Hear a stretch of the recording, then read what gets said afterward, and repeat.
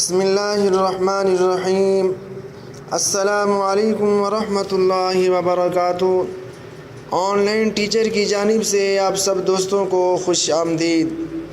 میرے دوستوں، میں آپ کو یہ بتانا چاہتا ہوں کہ روزہ افطار کن چیزوں سے کرنا چاہیے، کن چیزوں سے روزہ افطار کرنا سنت ہے۔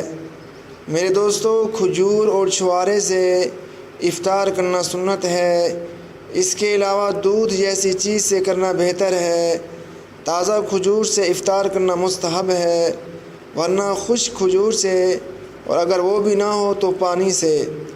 حضرت انس رضی اللہ تعالیٰ عنہ فرماتے ہیں کہ نبی کریم صلی اللہ علیہ وسلم مغرب کی نماز سے پہلے چند تازہ کھجوروں سے افطار فرماتے تھے۔ اگر تازہ کھجور دستیاب نہ ہوتی تو خشک کھجوروں سے افطار فرماتے تھے۔ اگر خشک کھجوریں بھی نہ ہوتی تو چند چلو پانی پی لیتے۔